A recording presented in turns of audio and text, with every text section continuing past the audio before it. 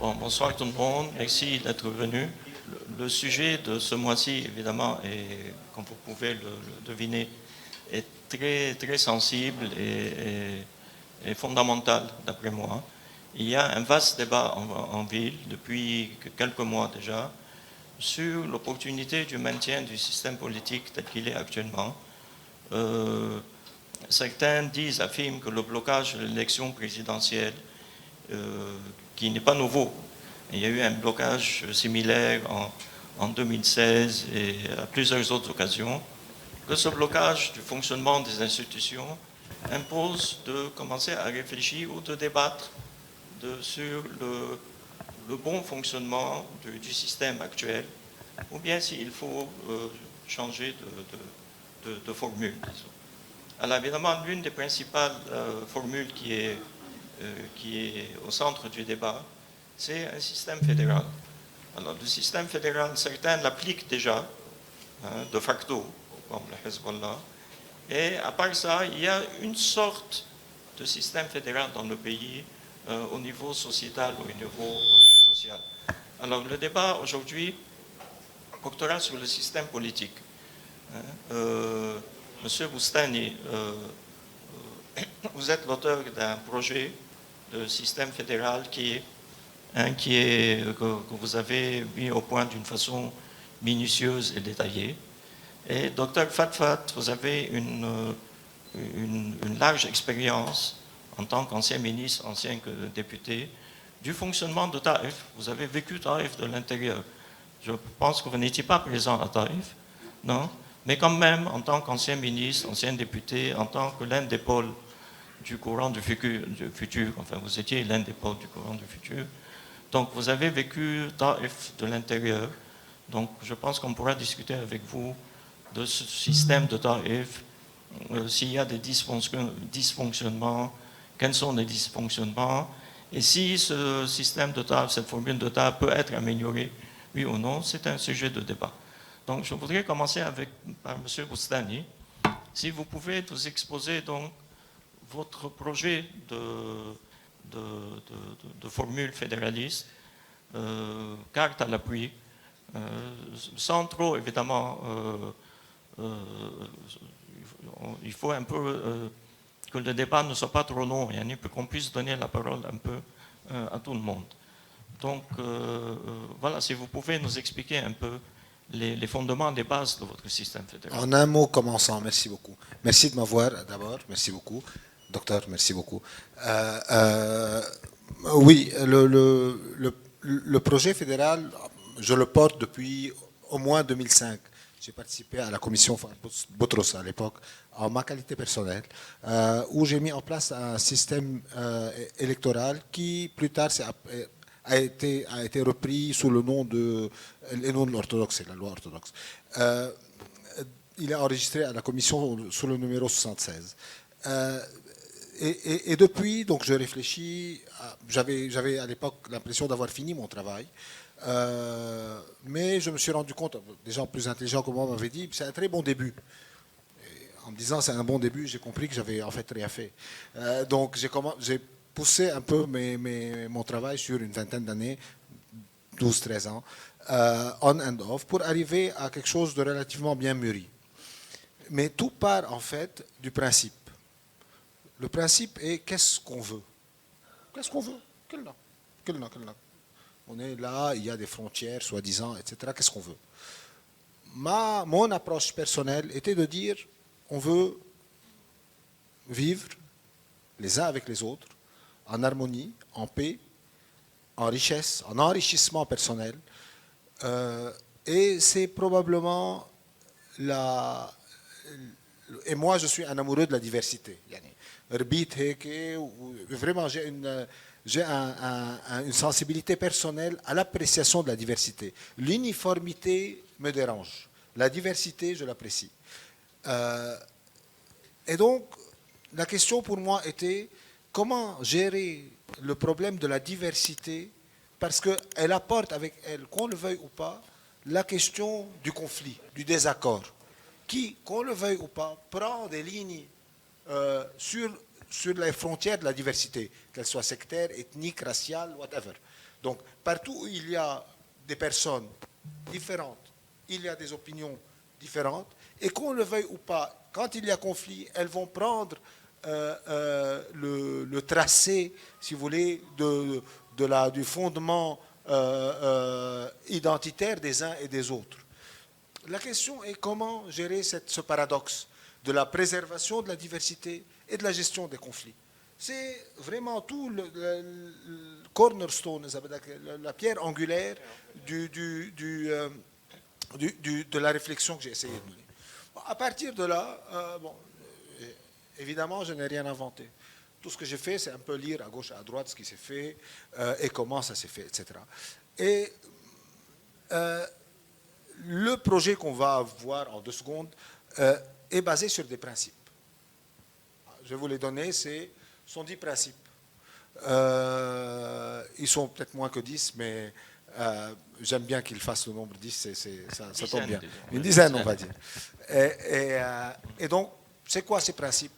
Le premier principe est celui de la réalité sociale du Liban, une réalité de la diversité. Yani, ce qu'on appelle parler de secte, ce n'est pas parler de secte, de communauté, de ce que vous voulez, c'est parler d'identité et non pas de religion. Mais quand on dit il est chrétien, il est musulman, il est sunnite, il est chiite, il est druze, il est whatever, sunni, orthodoxe, whatever, on parle d'une identité culturelle. Ça veut dire qu'en fait, un groupement collectif qui a un vécu historique, une perception du monde et des ambitions pour l'avenir différentes des uns des autres. Un exemple, ce n'est pas de moi, c'est de Père Abou, qui avait défini, le grand anthropologue, la question de l'identité qui tourne autour du triptyque de la relation de l'individu et de la communauté avec autrui, l'altérité, avec l'au-delà et avec la terre. Donc tout groupement social qui a ce type de caractéristiques forme une identité spécifique. Samia Masihi, Samia Shumabadak, Samia Sunni, peu importe. Donc l'idée est qu'il y a au Liban des identités différentes, qu'on le veuille ou pas. C'est un constat social. On peut le nier, il se peut que j'ai tort. Mais chaque jour, la réalité me rappelle, chaque matin, bonjour, tu as raison. Ça fait plaisir, mon ego est flatté, je suis super content. Et chaque jour, chaque matin, depuis 2400 ans, la réalité, chaque jour me rappelle, allô, bonjour, bravo, tu as raison. C'est magnifique, je suis super content. Et ça va continuer comme ça. Pourquoi? Parce que je sais que j'ai raison. Mais ce n'est pas grave. D'autres peuvent avoir d'autres points de vue. Et c'est aussi respectable. Et je le comprends tout à fait. Mais l'acceptation de la réalité sociale est un premier point qui est hyper important. Le deuxième point est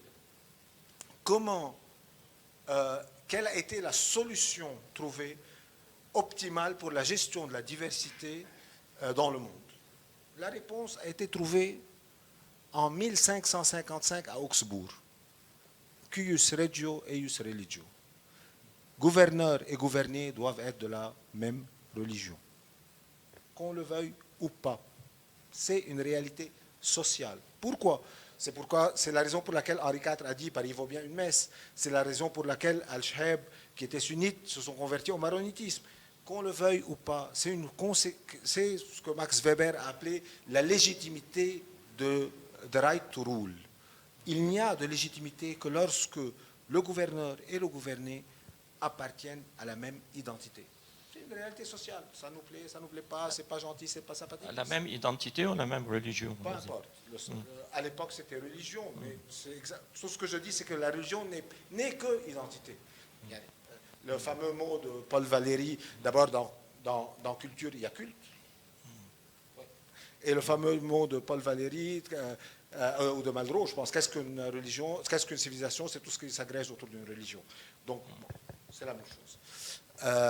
Même Jean-Paul II, dans ses lettres aux Polonais, ce qu'on appelle les fameuses lettres qu'il s'appelle Culture First, il dit clairement il n'y a pas de il n'y a pas de culte sans culture et de culture sans culte. Donc, ça c'est un deuxième point, un principe. Là aussi, mon approche était de dire, avant de bâtir des structures constitutionnelles, il faut se regarder dans le blanc des yeux, les uns et les autres, et se mettre d'accord ou pas sur des principes, quels qu'ils soient. C'est peut-être pas cela. Moi, j'ai trouvé cela, mais d'autres auront d'autres. Il faut se mettre d'accord sur des principes pour après présenter un projet constitutionnel. Donc, le deuxième point, c'était Cus Regio et Ius Regio. Le troisième point est l'approche hyper modeste et respectueuse des gens dans leur vécu quotidien. Ça s'appelle le fameux principe de subsidiarité. Mais la question est, très rapidement, le principe de subsidiarité, c'est celui qui consiste à dire que les gens, au plus proche de leur vécu, savent mieux ce qui est bien pour eux. Donc c'est eux qui doivent avoir la primauté sur la décision. S'ils veulent des centrales électriques, s'ils veulent du solaire, s'ils veulent des maillots, s'ils veulent des plages de nudistes, s'ils veulent de l'alcool, s'ils n'en veulent pas. Tout est respectable du moment qu'on leur demande à un niveau local ce qu'eux veulent. Et eux pourront changer d'avis. Il n'y a aucun problème. Donc il faut prendre la chose en humilité, en respectant. Donc c'est le fameux principe de Léon XIII, Rerum Novarum, la doctrine sociale de l'Église catholique, etc., etc. Donc, c'est un principe fondamental de la construction sociale, c'est ce fameux principe de subsidiarité qui est l'article 5 de la Constitution suisse, l'article 20 de la Constitution allemande, etc., etc. Donc, là aussi, je n'ai rien inventé, mais c'est un principe fondamental. La subsidiarité, c'est quoi? C'est beaucoup, beaucoup, beaucoup de liberté. Mais qui dit beaucoup de liberté risque de tomber dans un autre travers. C'est le travers de l'égoïsme. Donc, il s'accompagne systématiquement d'un autre principe, c'est le quatrième, c'est le principe de solidarité.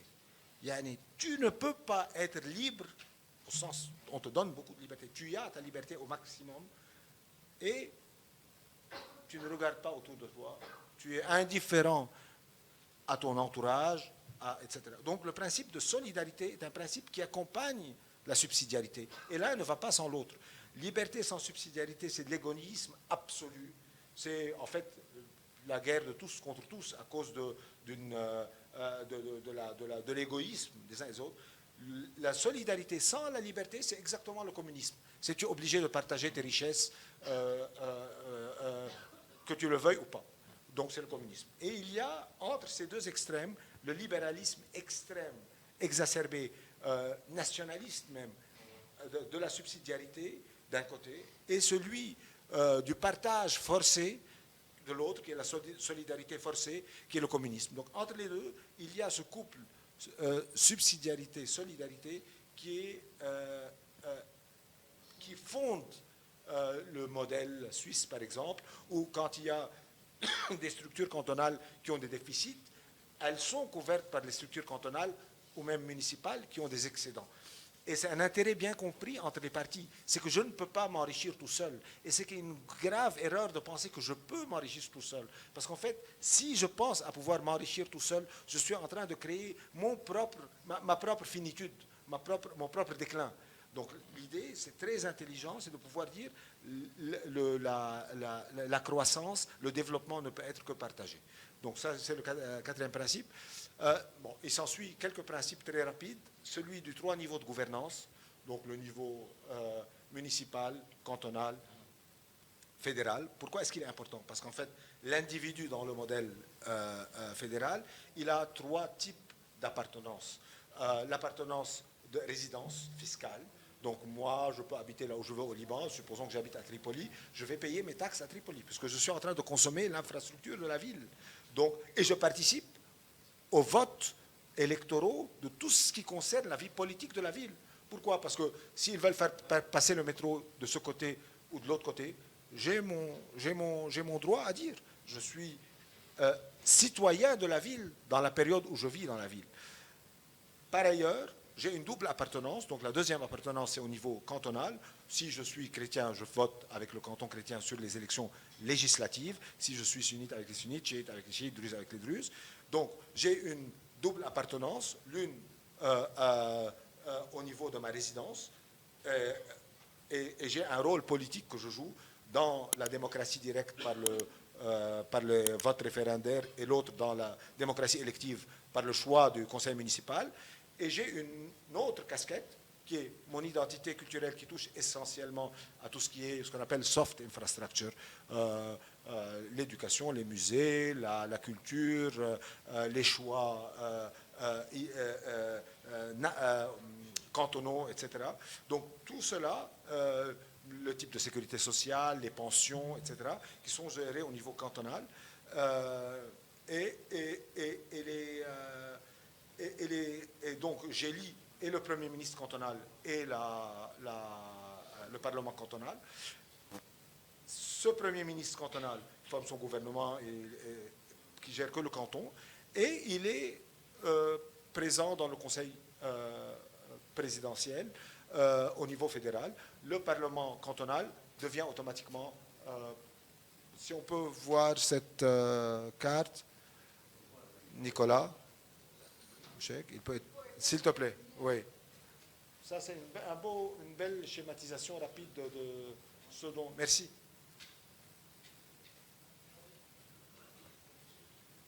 ما شفنا شيء. ايه ما هيدي فينا. Ok. Donc, ce qui est bien dans cette cartographie, c'est qu'elle montre bien qu'au niveau municipal, il y a une couleur.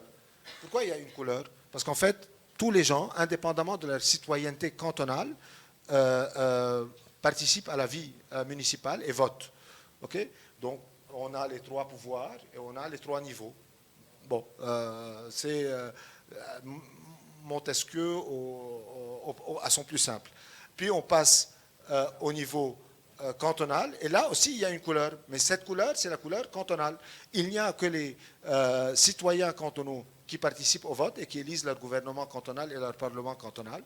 Et puis chacun, il y a 4 fois ça. Il y a 1302 fois ça. 1302, c'est le nombre de municipalités.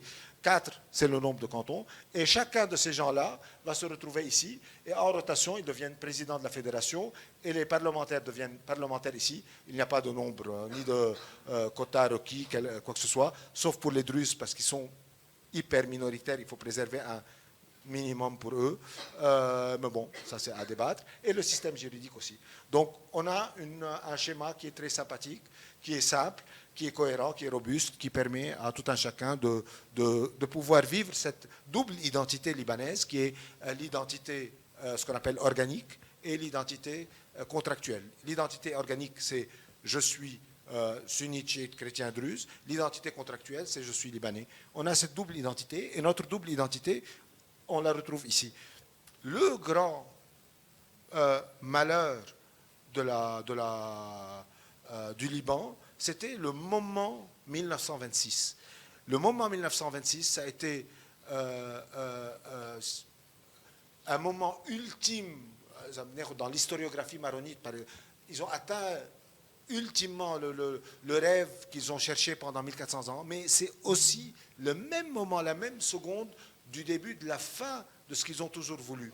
Ça veut dire qu'ils ont voulu fonder un État-nation, alors que le Liban n'est pas un État-nation, c'est une géographie unificatrice. Donc, le Liban est un État multinational. Les Maronites, parce qu'ils étaient majoritaires et parce qu'ils ont voulu gouverner seuls, ont voulu créer un État-nation dans lequel ils avaient la prééminence. Et ça a été une source de tous les cataclysmes qui ont suivi après. Donc, ça c'est...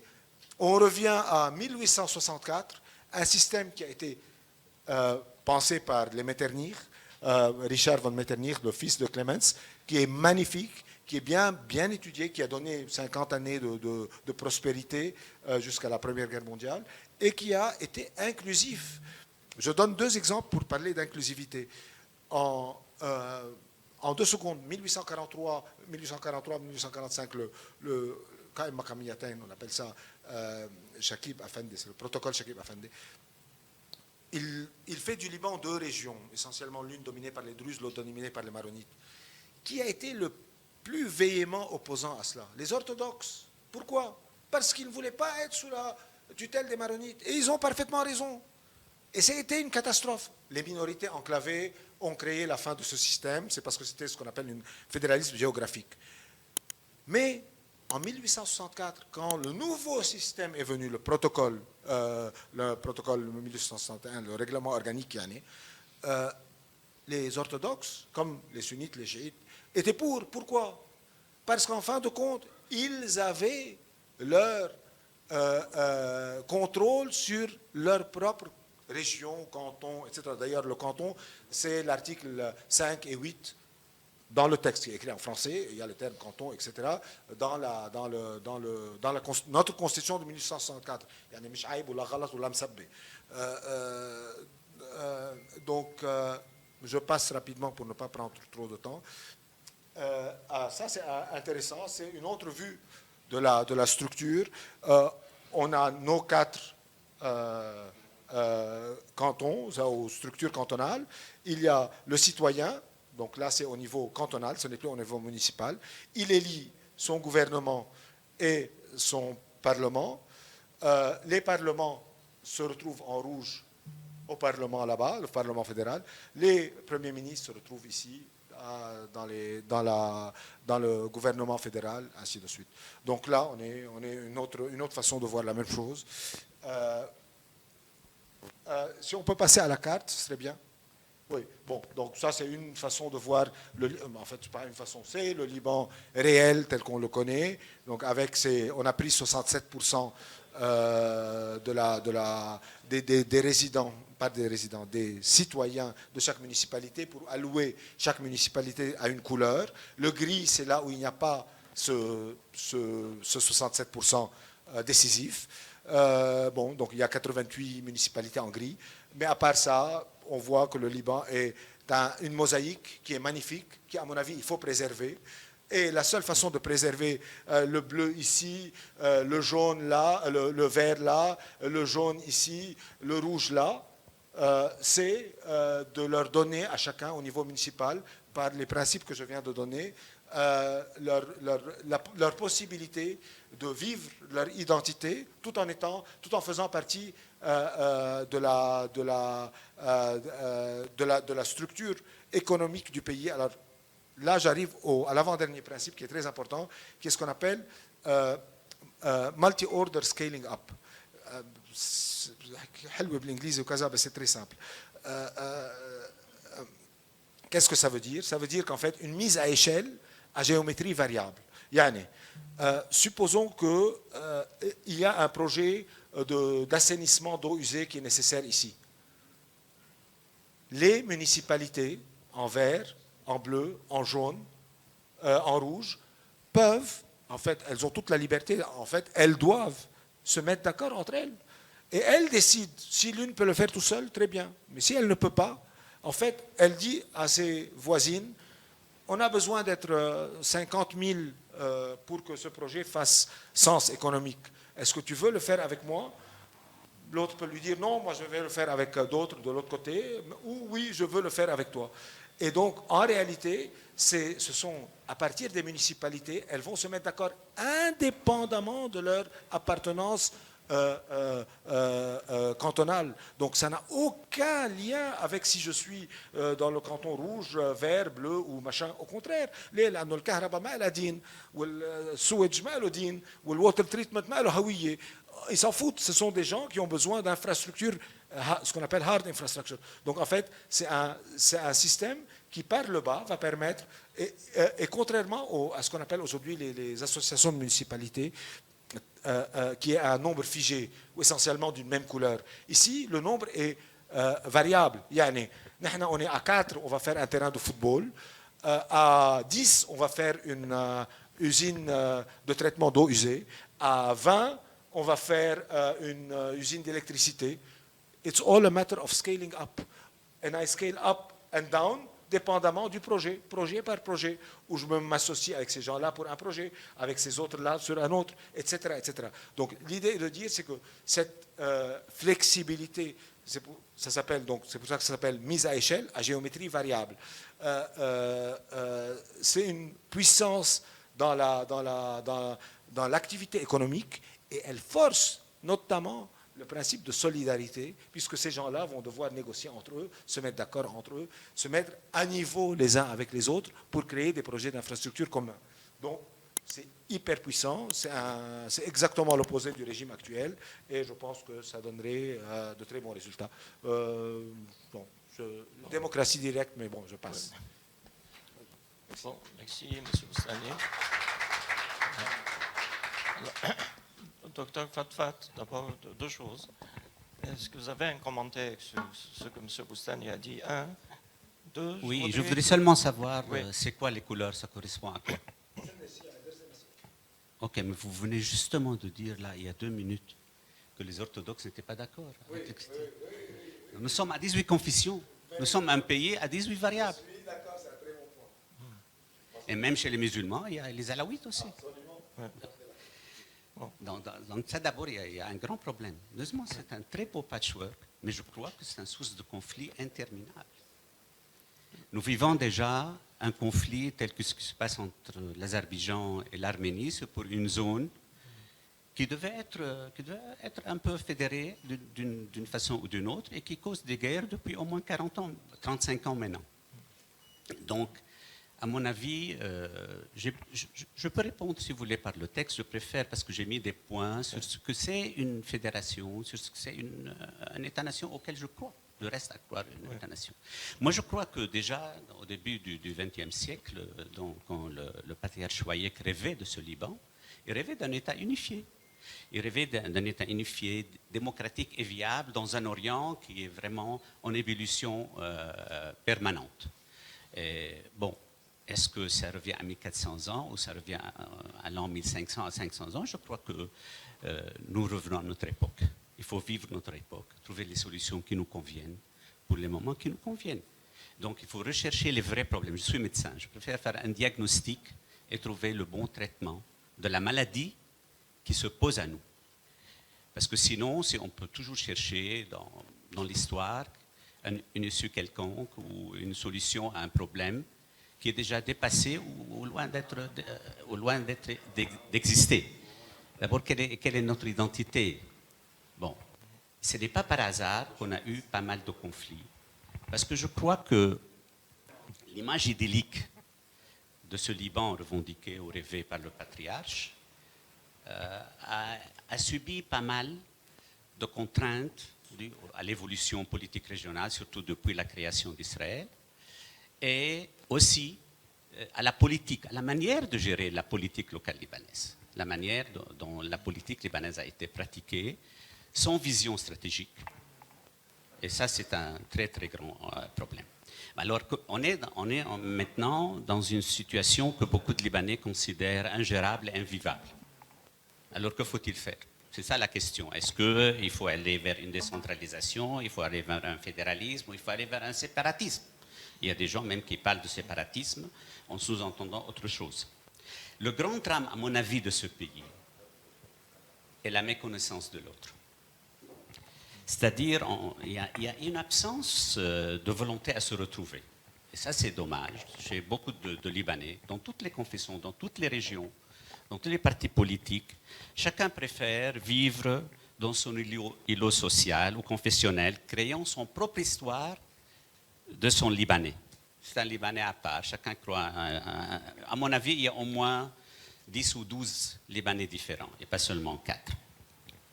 Ainsi, nous refusons de construire une histoire commune. On n'a même pas un bouquin d'histoire commun au Liban. Ça, c'est déjà un grand problème. Comment construire une identité nationale si nous n'avons pas un bouquin, au moins, d'instruction à l'école primaire de l'histoire? Bon.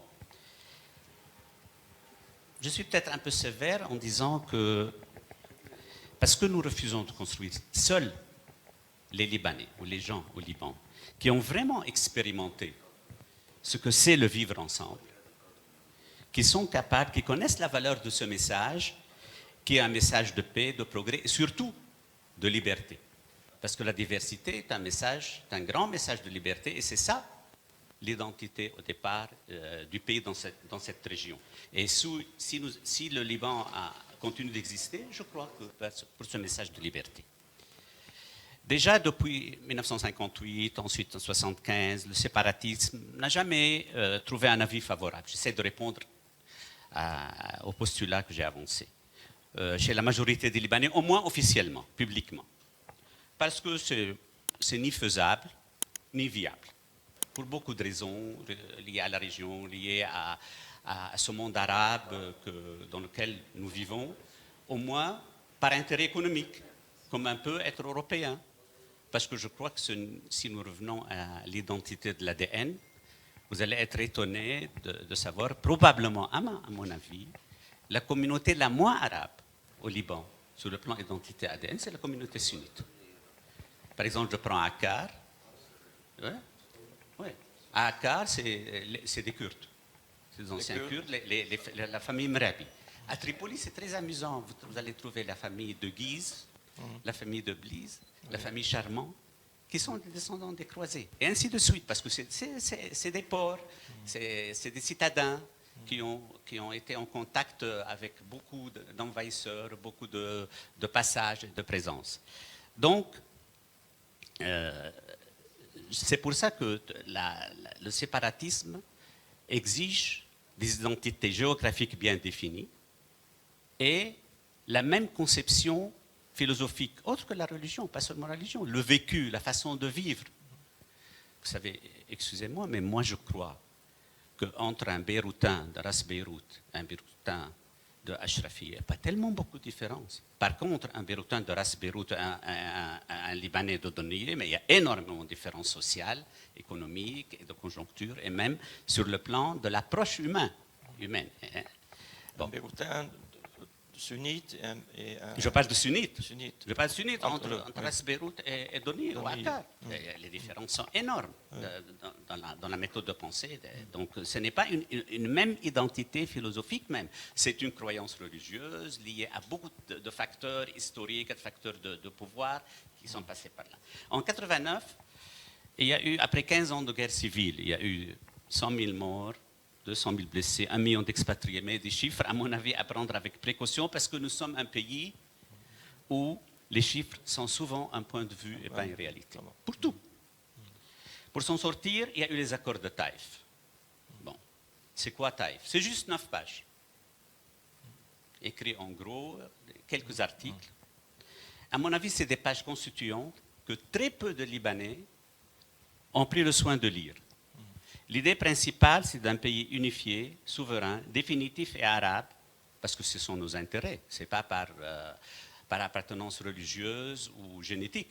C'est parce que ce sont nos intérêts, c'est l'ensemble, comme un pays européen décide d'être en Europe. Capable d'élever ce pays vers une nation de citoyens face à l'appartenance communautaire, à mon avis, destructive. Et nous avons essayé pendant la guerre civile cette appartenance communautaire. Et les communautés se sont entretuées. À Tripoli, les sunnites se sont entretués. Dans le Liban, les chrétiens se sont entretués. Les chiites se sont entretués. Tout le monde s'est entretué. Je crois que seuls les druzes ne se sont pas entretués parce qu'il y a eu, un contrôle, entre eux. Il y a eu un contrôle d'un homme intelligent, qui s'appelait Walid Jumblat, qui a favorisé même la présence d'opposants druzes à sa politique à un moment donné. Pour ceux qui n'ont jamais pris le soin de lire les 9 pages de Taïf, cet accord consensuel est un échec, bien sûr. La preuve étant la situation morbide actuelle. C'est la vie de pas mal de Libanais, surtout chez les jeunes. Bon, c'est invivable, on ne peut pas continuer comme ça. En réalité, Taïf n'a jamais été mis en pratique. Déjà, dès les premières décisions du Parlement, en 1991, le Parlement décide de biaiser Taïf. Je prends un article essentiel de Taïf sur le Conseil constitutionnel. Je vais le dire en arabe parce qu'il est comme ça cité dans Taïf. ينشأ مجلس دستوري لتفسير مواد الدستور. La première décision du Parlement, non. C'est à nous de décider comment traduire les articles de la Constitution. Et c'est une faute, à mon avis, historique, dont tous les politiciens du moment ont participé, parce qu'ils n'ont pas eu de vision stratégique de où ça peut aller. Maintenant, qui explique ou qui traduit les articles de la Constitution? Ce n'est pas le Parlement, c'est le président du Parlement. Bon. Ainsi, donc cette prérogative, on peut commencer à ce plan-là. Mais sur le plan politique, c'était encore plus grave. Parce que nous avons prolongé l'occupation syrienne qui devait durer 2 ans, puis se retirer dans la Bekaa, puis définitivement. Elle est restée une quinzaine d'années et il fallait l'assassinat du feu président Hariri pour qu'on s'en débarrasse. et surtout le non-désarmement de certaines milices, surtout de Hezbollah, sous prétexte qu'il y a une résistance. Alors là, c'est une souveraineté caduque. De nouveau, on a biaisé Taïf, qui parlait de souveraineté essentielle, qui parlait d'un État souverain qui doit contrôler tout le pays. Donc là, c'est 2 points essentiels, même 3 points, sur lesquels, dès le début, Taïf a été décapité. En outre, d'autres articles dans Taïf de la Constitution ont été gelés ou oubliés pour différents motifs politico-confessionnels. La mise en place d'un Sénat garant des intérêts communautaires. La mise en place d'un directoire censé éliminer le confessionnalisme politique, donc ça devait être en parallèle, et d'un Parlement alors sur base non confessionnelle. Le développement équilibré. Moi, je dirais plutôt le développement équilibrant. Parce que si on parle, je crois que M. Boustany a raison en disant qu'on ne peut pas faire la richesse tout seul, sinon ça va éclater à un moment donné en plein figure. L'autorité judiciaire est vraiment indépendante, et là, il faut rêver. La décentralisation élargie au niveau des CASA, nécessitant un pouvoir local élu avec des prérogatives élargies, y compris un budget avec des impôts locaux, et un financement central rééquilibrant. M. Boustany a parlé du système suisse, comment des cantons plus riches, via le gouvernement central, aident les cantons les plus pauvres pour arriver à cet équilibre et à ce développement équilibrant. Mais que choisir pour avancer? Comment mettre Taïf en application ou aller vers un autre système, tel le système fédéral? C'est peut-être une hypothèse qu'il faut discuter. La majorité des pays à caractère fédéral ont été constitués d'entités préexistantes, telles la Suisse, les cantons, les États-Unis, des États qui sont unis. Donc, le fédéralisme a une tendance unitaire. C'est englober les petits dans le grand. Mais ce n'est pas toujours le cas. Bon, il y a des exceptions, telles la Belgique. Ça mérite d'être discuté l'expérience belge. Et j'aurais bien aimé que l'ambassadeur de Belgique soit ici, parce que j'en ai parlé avec lui. Et lui, il trouve que c'est tellement absurde de penser au Liban de cette façon, pour une raison très simple. Parce qu'une fédération exige au moins 7 points essentiels pour qu'elle puisse exister vraiment. Un pays uni et souverain. Tous les pays fédéraux sont des pays unis et souverains. Une capitale unifiée. On ne peut pas imaginer encore un mur de Berlin qui soit social, qui soit politique, qui soit être construit en plein capital. Une délimitation des frontières régionales par un commun accord national pour éviter les confrontations. Une politique de défense et de sécurité nationale unifiée. Une politique étrangère unifiée. Une économie et un système monétaire identique et centralisé. Une référence judiciaire centralisée, la haute cour de la justice. Il y a un conflit au niveau d'une fédération, il faut qu'il y ait une référence. Eh bien, tout ça. En Belgique, il y a en plus les directives de l'Union européenne qui pratiquement contrôlent 80% de la législation belge. Donc, tout ça, ce sont les problèmes du pays qu'il faut discuter. Et ça, d'abord, il faut le premier point, il faut un pays uni et souverain. Et là, sinon, on ne peut pas aller plus loin. Sinon, nous décidons de se séparer, de vivre à part et de dire, bon, allons à la confrontation dès le premier jour et à la guerre civile. Est-ce que c'est ça que nous voulons? Parce que même dans le dessin que j'ai vu là, il y a un problème. La délimitation de municipalités, c'est très arbitraire. Jusqu'à maintenant, 30%, même plus, je crois, 35% du territoire libanais n'est pas encore cadastré vraiment. N'est pas encore cadastré vraiment. Donc c'est une grande source de conflit.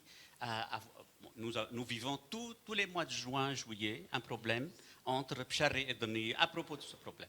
À propos de Qanat Saouda, à qui ça appartient et quoi faire avec l'eau au-delà de 2400 mètres et ainsi de suite. Bon. Pchari, qu'est-ce que j'ai dit?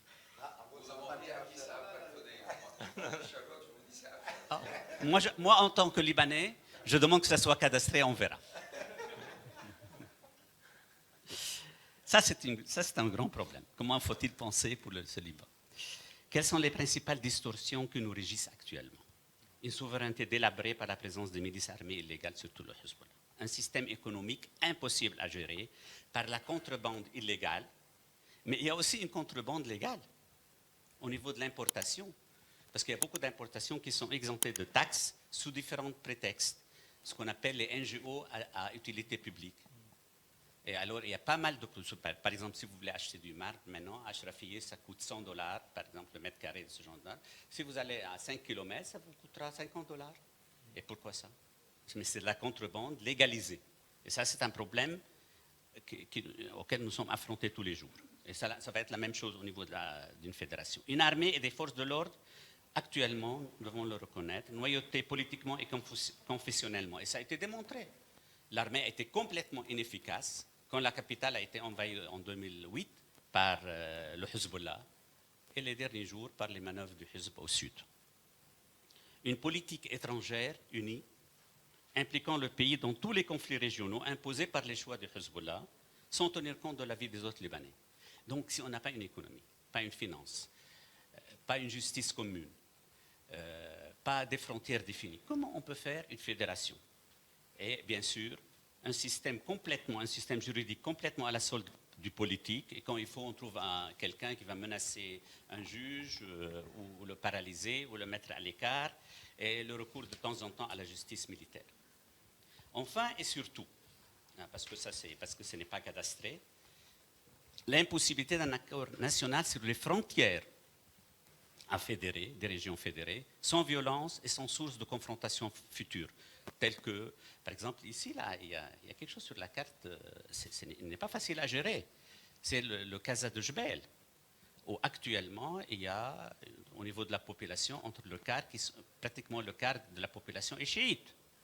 Et même, il y a une route stratégique qui lie la Bekaa jusqu'à la mer, traversant uniquement des villages chiites.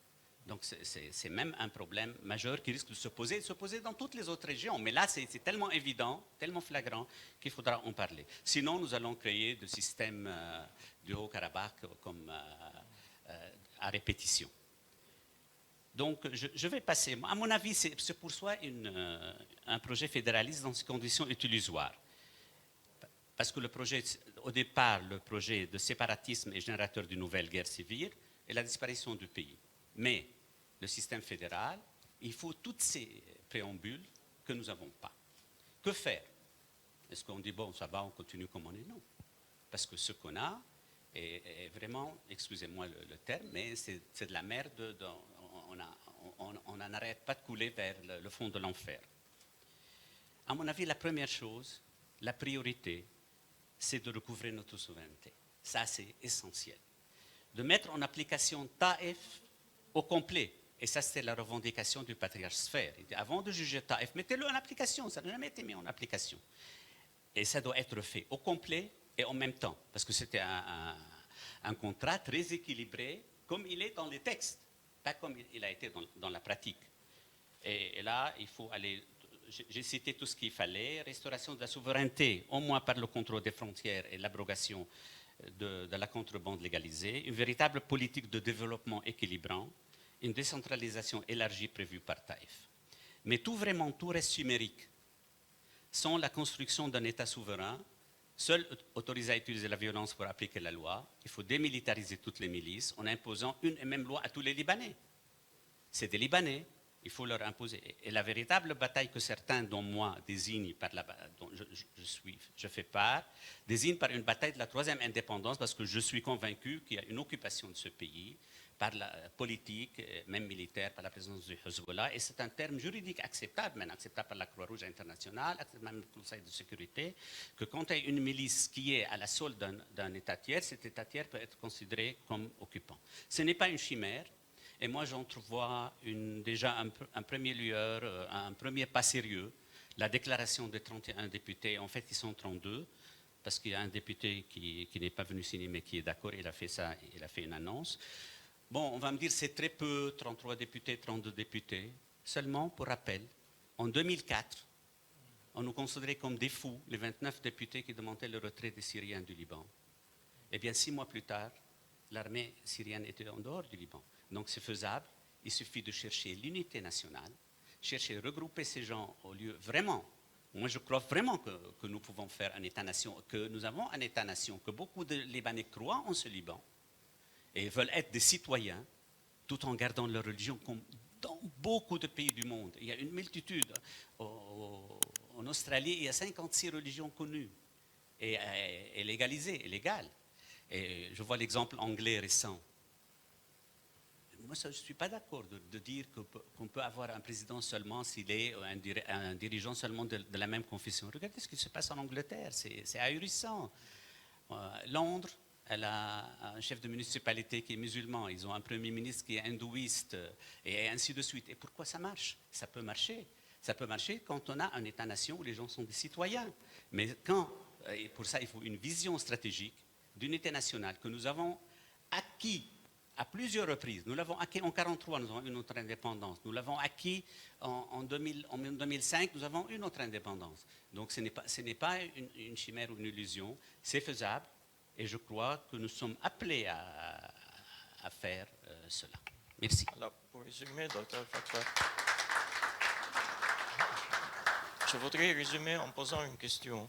En 2005, on a vu l'émergence d'une sensibilité un peu libanaise au niveau de la base populaire. Oui. Les manifestants qui sont descendus dans la rue pour défendre la même cause, les mêmes slogans et tout ça. Et ce qui a bloqué ça, c'est le Hezbollah, à partir de 2005-2006. Je ne sais pas si c'est le Hezbollah, non. Il faut être honnête. C'est aussi la manière dont a été gérée la politique par certains dirigeants du 14 mars qui voyaient les tactiques politiques et l'acquisition de certains postes et de certains députés ou de certains ministres ou ainsi de suite plutôt que l'intérêt du pays. Ça, c'est le vrai problème. Le Hezbollah n'était pas en position de pouvoir le bloquer à ce moment-là si on n'avait pas fait cette erreur majeure. Oui, mais après 2005-2006, si actuellement, si on élimine par miracle le facteur Hezbollah, s'il s'évapore comme ça par miracle... Le facteur armée du Hezbollah, la milice, pas le Hezbollah. Le Hezbollah, si on a envie de former un parti politique, il n'y a aucun problème. Pas seulement le facteur armé, son allégeance pour les questions stratégiques au guide suprême iranien. Oui, bien sûr. Si on élimine ce cordon ombilical... Oui. Wilayat al-Faqih, vous voulez dire. Pardon? Wilayat al-Faqih, oui, c'est ça. Si on élimine, parce que c'est ça, le cœur du problème, c'est ça en définitive. Est-ce que vous pensez que si on élimine ce facteur, le système de Taïf peut fonctionner et résoudre tous nos problèmes? Taïf, ce n'était pas une innovation. Taïf a repris les acquis d'après l'indépendance et les pratiques même qui n'étaient pas dans les textes, il les a mis dans les textes. Ouais. Taïf, tout ce qu'il a fait Taïf, c'est le Misaq al-Watani écrit maintenant. C'est tout. Donc, par exemple, le choix du Premier ministre par les députés, c'était déjà avant Taïf. Oui. Et là, que ce soit un sunnite, que ce soit un chrétien, que ce soit un chiite, mais c'était décidé à l'avance. Donc, est-ce que nous avons la possibilité de faire 17 fédérations? Nous avons vu là, récemment, juste parce qu'un directeur général a été mis à l'écart, il y a une confession, les catholiques qui sont soulevés pour dire non, vous touchez à nos intérêts. Et ça va se multiplier. Les sunnites vont la même chose, les chiites, les maronite, et ainsi de suite. Donc nous sommes face à un conflit d'identité. Si nous sommes libanais ou nous ne sommes pas libanais. Taïf a essayé de dire, nous sommes un pays définitif. Pourquoi il a dit ça? Watan Nihai, pour éliminer la hantise chrétienne d'une éventuelle entité arabe unie. Bon, ça c'était fini. Et elle a ajouté un pays arabe aussi. Pour rassurer les musulmans que bon, ce ne sera pas l'Occident non plus. Donc ça c'était fini. Donc ça exigeait le vivre ensemble. Et ben, après la pratique de Taïf, mettons-le en pratique, mettons ce Sénat en pratique, faisons toutes ces modifications en pratique. Et après, on peut juger Taïf. Maintenant, on est en train de juger la manière dont elle a été mise en pratique par la politique libanaise, syrienne, régionale. Les Américains sont intervenus en 1991 pour livrer le Liban à la Syrie, et ainsi de suite. Donc, c'est un problème que nous devons résoudre nous-mêmes en tant que Libanais. Donc vous pensez, si on élimine ce facteur de rapport avec Wilayat al-Faqih, ça peut être une solution? À mon avis, on leur laisse Wilayat al-Faqih comme conviction religieuse, qu'ils la gardent comme conviction religieuse, mais ils n'ont pas le droit d'imposer le Wilayat al-Faqih à tous les Libanais, s'ils sont convaincus. Et ils n'ont pas le droit d'utiliser la violence, donc d'être armés dans un État souverain. Parce que ça, c'est l'État, en principe, il est le seul à avoir l'autorisation d'utiliser les armes ou la violence pour appliquer la loi. Du moment qu'on applique ce principe de base, le reste, ça ne me regarde pas. Si quelqu'un veut dire que ma politique est liée au Vatican, ou d'autres veut dire que c'est au Caire, ou ainsi de suite, je m'en fous. Moi, ce qui m'intéresse, c'est qu'en tant que Libanais, quels sont mes intérêts pour le pays? Quels sont les intérêts des Libanais? Et c'est ça, je crois que c'est tout à fait faisable. Monsieur Boussani, est-ce que vous, avant de donner un peu la parole à l'assistance, vous avez un commentaire à faire sur ce? Oui, Tocqueville avait dit, en Suisse, la nation n'existe que sur le papier. La nation n'existe que sur le papier. Ils se sont reposés du problème national, de l'identité nationale, de la souveraineté. Il faut qu'on fasse la même chose. Le Liban est une géographie unificatrice. Ce n'est pas un État-nation. Et ça ne le sera jamais. Je le pense. Je répète, il ne faut pas que je me trompe. Un autre point très important à mon sens, c'est celui de la souveraineté. La souveraineté est un concept qui est intimement lié dans la philosophie politique au roman national. C'est l'émergence, c'est la consécration d'une vue de l'histoire, du présent et de l'avenir. Or, qu'on le veuille ou pas, il y a différentes lectures de qu'est-ce qu'être souverain au Liban. Il y a une souveraineté vue par le sunnisme, il y a une souveraineté vue par le maronitisme, il y a une souveraineté vue et perçue par le chiisme. Donc, il y a eu plein de billboards. Pardon. Oui, je comprends. Mais je me souviens très bien, ça m'a fait rigoler. Il y avait, il y a quelques mois, pendant les élections, Hezbollah avait fait des billboards vantant la souveraineté. Il est aussi vendeur de souveraineté. Si, mais c'est seulement son point de vue. Et il faut le respecter, qu'on le veuille ou pas. Donc, pourquoi? Parce qu'il a un cheminement historique qu'il a amené au moment historique où il est aujourd'hui. Ça ne vient pas du vide, ça vient d'une réalité sociologique qu'il faut reconnaître. Cacher les waskhats sous le tapis, ce n'est plus possible. On n'a plus le droit de faire ça pour nos enfants, tous. Donc, on a besoin de dire les choses comme elles sont. Il n'y a pas de notion de souveraineté nationale. D'un point de vue sociologique, le discours que vous prenez, c'est exactement le discours des maronites des années 30 à 60, à l'époque où eux avaient la upper hand. Pourquoi? La mainmise. Pas méchamment la mainmise, mais la suprématie, je dirais, ne fût-ce que par le nombre. À l'époque, comment d'un point de vue purement sociologique, et ça c'est Will Kimlicka qui le raconte superbement dans ses différents bouquins, le majoritaire, quel qu'il soit, majorité perçue ou effective, a tendance à être désintéressé de son identité culturelle. Pourquoi? Parce que c'est par le biais du jeu de la démocratie du nombre qu'il finit par imposer ses vues. C'est pour ça que, par exemple, les maronites étaient universalistes au début du siècle. Là, les bikhsarou, en perte d'attachement communautaire, ils en fait le retrouvent et en plus, ils l'imposent aux autres par le jeu du jeu de la démocratie. Alors que les minorités, c'est un fait sociologique reconnu universellement, donc on le veuille ou pas. Donc je comprends tout à fait votre discours quand vous dites un discours universaliste, c'est normal. Vous êtes aujourd'hui dans la position où vous êtes d'une manière ou d'une autre le majoritaire. Et c'est absolument à votre crédit. Je ne le dis pas, c'est tout à fait normal. Au contraire, pour le moment, la communauté sunnite se sent complètement isolée.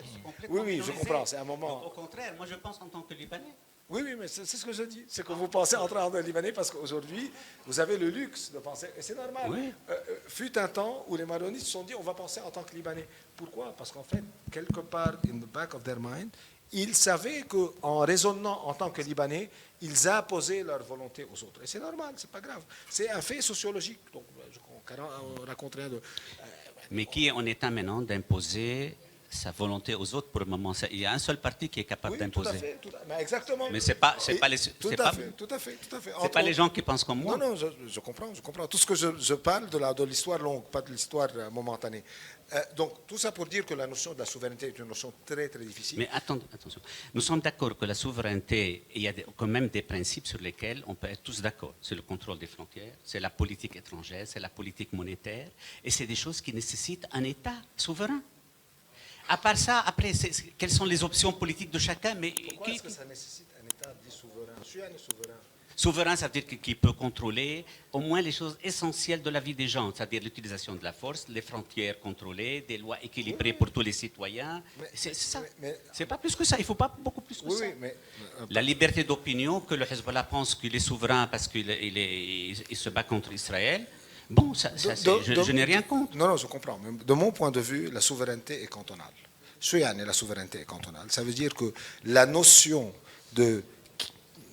Ça, c'est Carl Schmitt, de friend and foe, qui est l'adversaire et qui est l'ami, est une notion qui se détermine au niveau cantonal.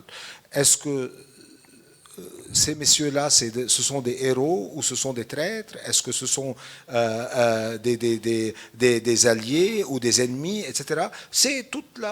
On revient au principe numéro 1 que j'ai souligné, c'est la notion de... Donc, possibilité de guerre civile permanente. Si les notions de traître et de notions ça veut dire 4 cantons qui vont se battre tout le temps? Non. On a... Est-ce que les sunnites ont considéré, les musulmans en général, que les Palestiniens étaient une atteinte à la souveraineté nationale en 1975? Non, ils se sont alliés. Bien sûr.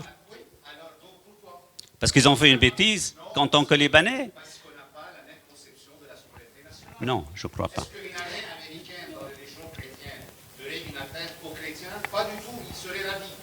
Une armée américaine dans les régions chrétiennes, et preuve en est, en 1958, quand le président Chamoun avait appelé les Marines à Beyrouth, les chrétiens avaient reçu les Marines comme des héros, tandis que les musulmans, il a le concept de souveraineté au Liban, n'est pas le même. La Syrie a occupé le Liban durant 30 ans. Les sunnites et les musulmans en général, si tu veux, ont réagi après l'assassinat du feu. Ah, là, j'ai parlé un peu de la méconnaissance de l'autre, Malheureusement, Asma n'est pas ici pour vous raconter une histoire très amusante. Non, ouais, je sais. Parce que, oui, mais ça, je réponds à ça, indirectement, j'arrive. Vous savez, j'ai été chargé à un moment donné, dans le courant du futur, de relations avec des partis politiques chrétiens. Et la première chose que j'ai fait, j'ai invité un député chrétien chez moi. J'habitais à Ashrafiyeh, à 100 mètres d'ici, 200 mètres. Et il était voir Asma parce qu'il savait qu'Asma était une amie. Il lui a posé la question, est-ce que je peux aller chez eux? Et je suis en train de... C'était en 2010 presque. Est-ce que je peux aller chez eux avec ma copine? Les Libanais ne cherchent pas à connaître l'autre. La position des sunnites et même des chiites n'a jamais été pro-syrienne. Les politiciens, même chrétiens, étaient pro-syriens. On peut les nommer. Si vous voulez, il y en a un tas. Par exemple, les gens ne savent pas qu'il y a eu un grand massacre à Tripoli entre Noël et Nouvel An 86, où il y a eu, dans une seule nuit, il y a eu 700 civils qui ont été massacrés dans les rues de Tebeni. Oui, vous vous rappelez. Mais ça veut dire... Ah non, c'était les Syriens. Non, 86, non. Non, ils étaient déjà dehors, 86, ils étaient déjà dehors depuis très longtemps. C'était les Syriens. Non. En 84, 85. Mais en 86, 87, il y a eu le massacre fait par les Syriens et on avait accusé les Alaouites, alors que ce n'était pas des Alaouites, c'était des Sunnites et des Alaouites à la solde des Syriens. C'est les Syriens qui faisaient les massacres. Et dans l'opinion publique sunnite, la grande majorité avait la hantise d'être sous occupation syrienne, n'a jamais été pro-syrienne, à aucun moment donné. À tel point qu'il y a eu, mais les gens ne connaissent pas l'histoire du pays, même l'histoire récente, il y a eu une véritable guerre de libération presque à Doniyeh, en 87-88, à tel point que l'armée syrienne se retirait de Doniyeh et l'a donnée à l'armée libanaise. Donc, nous méconnaissons très fort notre histoire commune, même très récente, et qui montre que nous sommes attachés, tous les Libanais sont attachés, y compris les chiites, sont attachés à ce pays. Et on a parfois des points de vue philosophiques différents, on a des approches politiques différentes, ça c'est normal. Dans tous les pays, ça existe. Et il y a des bipartistes, des tripartistes dans tous les pays. Mais est-ce que ça veut dire que nous allons vers une solution telle que présentée, qui est source de confrontation permanente, avec un pays où 425% n'est pas cadastré, donc on ne connaît pas les frontières, avec des possibilités de décision. Et pourquoi 4 confessions? Il faut beaucoup plus que 4 confessions pour faire digérer à tous les Libanais. Il faut une zone, un canton pour les orthodoxes, il faut pour les catholiques, pour les alaouites, et ainsi de suite. Et donc, il y a un problème majeur dans notre identité. Ou bien nous allons vers l'éclatement et la disparition. Moi, je suis convaincu que si nous continuons dans cette voie, nous allons vers l'éclatement et la disparition du pays au profit des pays voisins, où nous sommes capables de générer vraiment un État capable de diriger cette population. Et je crois que l'expérience dont vous citez les musulmans et le PLO, oui, bien sûr, c'était une erreur majeure, l'alliance entre les sunnites. Moi, j'ai fait partie à un moment donné, pas seulement du PLO, encore pire, j'étais membre de Jabhat Sha'biyya, Qiyad al-Ammi. Donc, j'étais à l'extrême à un moment donné. J'ai fait cette expérience. Ces gens qui ont vécu ces expériences, ils savent de quoi il s'agit. Et c'est pour ça que nous refusons de revenir dans cette... Parce que l'histoire très récente, il y a 2 jours, vous avez parlé de la grande différence entre le sunnite de Beyrouth et celui de Doni. Et le sunnite de Beyrouth, de Doni et de Tripoli et de Saïda a célébré la victoire d'Erdogan il y a quelques jours, 2 Oui. jours, 48 heures. Oui. Ils ont tous célébré parce qu'ils ont le même roman national. Non. Ils ont la même référence Non. régionale. Absolument. Les sunnites ont voulu avoir ce point commun partout où ils sont. Peut-être la Mjadra ou la Khari est différente à Tripoli qu'à Beyrouth, oui.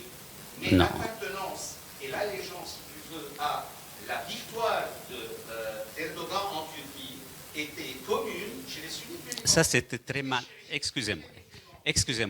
C'était une lecture. Non, c'est pas une erreur. C'est pas du tout une erreur. Je parlais de l'histoire, une erreur. L'alliance chrétienne avec Israël est une erreur. La soumission chrétienne et musulmane aux Syriens, c'était une erreur. Tout ça était une erreur. Et aujourd'hui, la soumission chiite à l'Iran est une erreur. Mais ce qui s'est passé là, il y a quelques jours, c'est un fait psychologique lié à l'état d'esprit dans lequel se trouve ce qu'on appelle une majorité, mais ça n'a jamais été une majorité, c'est une minorité. Nous sommes un pays de minorités multiples, nous sommes un pays où il n'y a pas de majorité. C'est une minorité qui se croit maintenant complètement abolie de l'équation politique. Si vous lisez un journal maintenant, on est en train de parler de la présidence. Sunna et Shi'i, Sunna et le Masihi. Et les sunnites dans tout ça, ils sont inexistants. Ils cherchent un héros quelque part. C'est un fait psychologique. Ça n'a rien à faire avec la politique. Il n'y a pas de soumission à la Turquie. Ça ne leur dit rien du tout, la Turquie. La Turquie ne s'ingère pas, par exemple, si vous allez en politique, au fond de la politique. Karame est un ami de la Turquie. Rifi est un ami de la Turquie. Et ainsi de suite, parce qu'ils essayent de faire des amitiés au niveau des NGOs. Et même, ils sont implantés dans d'autres régions. Donc, ça n'a rien à faire avec les choix politiques fondamentaux de l'appartenance. C'est une réaction, à mon avis, enfantine, psychiatrique, je dirais presque, parce qu'il n'y a pas de leader dans la communauté sunnite, il y a un vide politique. Alors on s'attache à n'importe quoi. À un moment donné, on s'est attaché à Abdel Nasser, on s'est attaché à n'importe qui, alors que là, il y a vraiment un problème majeur. Et je crois que c'est passager, parce qu'il se trompe très, très fort. Et vice-versa. Voilà. Bon, allez, vous m'obligez à dire des choses que je n'aime pas dire. S'il vous plaît. Non, mais est-ce que vous trouvez c'est normal que l'église maronite fasse une messe à l'intention de la France tous les lundis de Pâques? Est-ce que c'est normal? Ah, voilà. Mais voilà, c'est ça le problème. Donc, c'est pour ça qu'il faut sortir de ce conflit interne et aller vers un vrai Liban. Sinon, nous allons disparaître. Nous sommes tous des petites minorités. On va être écrasés dans la région et on va être soumis soit à Israël, soit à la Syrie. Je voudrais rapidement. Oui, une seconde. Un point très important, il n'y a pas, aujourd'hui c'est bien connu, il n'y a pas de construction sociale ex nihilo. Ça n'existe pas. Créer la religion du citoyen en jetant aux orties les anciennes religions héritées d'un passé millénaire n'existe pas. Yani, enlever le maronite ou le sunnite ou le chiite ou le druze pour lui créer que l'homo economicus libanicus nouveau, ça n'existe pas. À mon avis, il est là. Le maronite arrive avec ses 1400 années sur le dos. Le sunnite aussi. Le chiite aussi. Le druze aussi. Le Liban n'a que 100 ans. La plus jeune des 4 romans nationaux a 1000 ans, c'est celle des Druzes. Elle a 1000 ans. Elle a 10 fois l'âge du Liban, ça c'est la plus jeune. Impossible de penser qu'on va pouvoir, par un miracle de la sociologie moderne. Nous ne sommes pas le seul pays multiconfessionnel. Il y en a tellement. Il y en a tellement. Ils ont résolu tous le problème de la même façon. Non. Par l'acceptation du fait social, oui, mais des réalités sociologiques. Pays, Georges a parfaitement raison quand il parle de l'exemple de la Turquie. Et vous avez parfaitement raison quand vous parlez de l'exemple de la messe pour la France. Absolument. Est-ce que c'est normal qu'il y ait une messe pour la France chaque lundi de je ne sais plus quand? Lundi de Pâques. Absolument que c'est normal. C'est absolument normal. C'est tout à fait normal. Est-ce que c'est normal que la population sunnite s'exalte d'un héros aussi performant qui a vraiment donné à la Turquie, redonné à la Turquie une stature régionale indépendante des États-Unis, non asservie à Israël? Est-ce qu'ils ont raison de cet attachement Non. Mais absolument que si. Non. Absolument que si. Non. Non, absolument. Non, attention. Non, je n'ai pas le fait. Non, est-ce il qu'ils pas ont le fait. raison? Je dis non. Oui, ils n'ont pas raison. Le fait, je vais vous expliquer pourquoi ils n'ont pas raison. Nous sommes le seul pays au monde où il est autorisé de montrer n'importe quel drapeau à sa fenêtre. Pendant la Coupe du Monde, tous les balcons sont hérissés des drapeaux de tous les pays du monde. Est-ce que c'est normal? C'est anormal. Nous sommes le seul pays. Pourquoi vous trouvez ça normal? C'est absolument anormal. S'il vous plaît, monsieur. Mais c'est un point important ici. C'est un point très important. Docteur, c'est un point. C'est magnifique le point que vous avez soulevé. Monsieur Boustany, s'il vous plaît. Oui, parce que c'est un point. Une seconde. Oui, une seconde. Juste parce que c'est un point qui est très important. Une seconde. Magnifique le point que vous avez soulevé. Il y a à peu près 530 avant Jésus-Christ, Hérodote, en parlant des Phéniciens, il a écrit Histoire, okay, le premier machin, et donc il parle des différentes ethnies autour de lui. Il parle des Grecs, des Barbares, des Ibères, des Égyptiens, des Babyloniens, etc., des Perses, etc. Et il dit le problème avec les Phéniciens, littéralement, exactement ce que vous venez de dire. Le problème avec les Phéniciens, c'est qu'on ne peut pas les classer parce que c'est un peu tous les autres. C'est un peu tous les autres. Ça, c'est notre problème. It's our curse. On est un peu tous. Génétiquement, les Tunisiens sont plus phéniciens que je nous. sais. Mais je parle de nous. On est un peu tous. On est un peu les Arabes, on est un peu les Européens, on est un peu les Perses, on est un peu les Grecs, on est un peu les Égyptiens. On est toutes les confessions. Oui, absolument. Voilà, je sais. Là que je suis d'accord. Mais dans toutes les confessions. Absolument. Permettez-moi de parler un peu de géopolitique. Vous voulez prendre... Et monsieur Peter German, nous, une question. Ces trois pays sont très synchronisés. Tous les trois, on est resté 400 ans sous l'occupation ottomane. On est en fait tiraillé par trois puissances régionales. On est tiraillé par l'Asie mineure, qu'elle soit romaine, byzantine ou ottomane, tiraillée par la Perse, qu'elle soit laïque, qu'elle soit impérialiste ou religieuse comme elle est maintenant, et par l'Égypte. C'est pour cela que chaque fois, quand la Turquie, l'Asie mineure est devenue puissante, elle a toujours occupé ces trois pays. Et la longue vie, la plupart de la vie du Liban, des dernières 4000 années, c'était avec la Turquie. Donc on était romains, on était byzantins, et on faisait partie intégrante de l'Empire ottoman. Et donc l'Égypte a eu une certaine puissance, elle a tout de suite conquis le Liban, 58, la Syrie, l'union avec la Syrie, et ils ont tué le roi en Irak, ils ont commencé le coup d'État, chose qui est dramatique, à mon avis. Et maintenant, les trois pays sont sous occupation perse. Donc ces trois pays sont très synchronisés. au niveau de la géopolitique. Oui, mais non, il y a une nouvelle entité, c'est Israël. Israël, c'est ce qu'on appelle les croisés ou l'Occident. L'Occident, il a toujours eu une présence, pas toujours, depuis 1000 ans, disons depuis les croisades, mais l'Occident n'a jamais été une pression existentielle. C'est une puissance militaire et culturelle, mais il ne peut pas changer la démographie et le tissu social.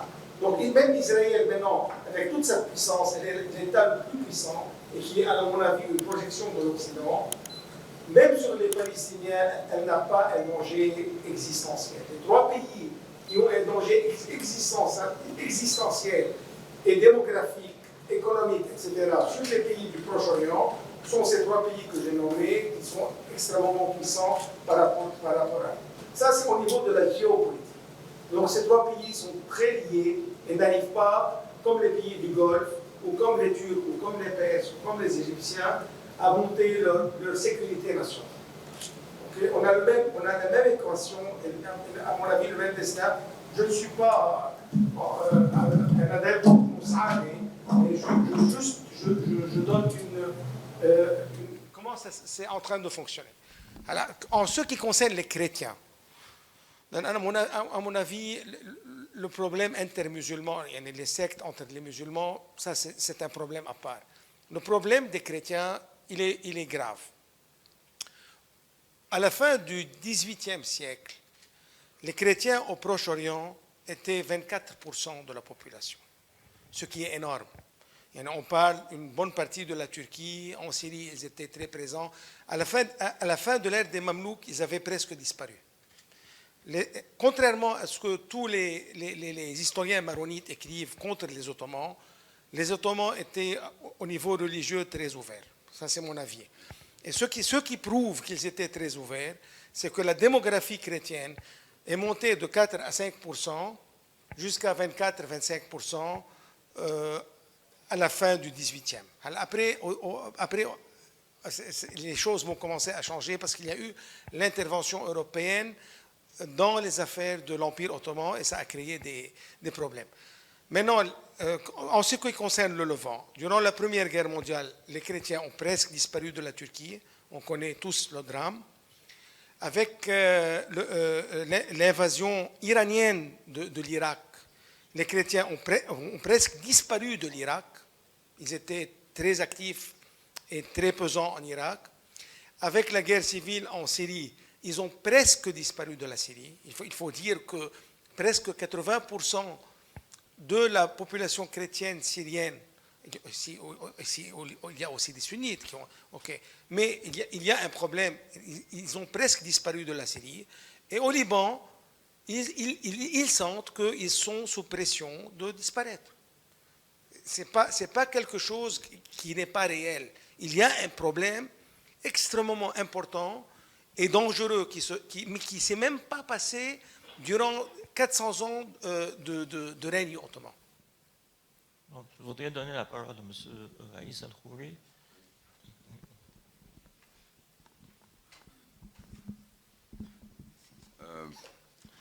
J'ai quelques réponses. Une petite intervention rapide. J'estime que le débat est très intéressant. Je vais commencer par m'identifier. Je suis libanais en premier. Ma pratique de tous les jours est laïque. Je peux être croyant ou athée, peu importe, ça ne concerne que moi. Je suis de culture chrétienne, avec des gènes des chariotes. C'est comme ça qu'on pourrait s'identifier dans ce pays. Donc quand Iyad parle d'une certaine appartenance religieuse, il n'identifie pas les gens ou les Libanais comme étant religieusement sunnites, chiites, druzes ou chrétiens. Il les identifie comme étant cela au niveau culturel. C'est-à-dire que quand je dis je suis de culture chrétienne, ce que j'ai appris à la maison, ce que j'enseigne à mes enfants, sont différents de ce qu'une famille sunnite pourrait apprendre à ses enfants. Il y a des choses communes quelque part, mais on parle peut-être de 5 ou de 10%. Mais en général, ce que les chrétiens pourraient enseigner à leurs enfants est peut-être différent de ce que les sunnites. Et il n'y a rien de bien ni de mal. Au contraire, ça devrait être une richesse pour l'identité libanaise. Si on avait le bon système qui pourrait rassembler ou fédérer toutes ces cultures-là, d'accord?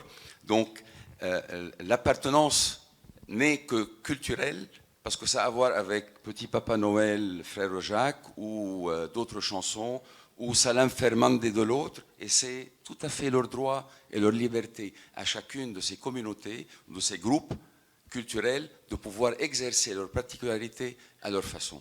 Donc ça, c'est pour dire. Le problème dans lequel nous tombons ici au Liban, c'est que ça fait des décennies que nous sommes en train d'essayer de trouver des solutions aux symptômes de nos problèmes.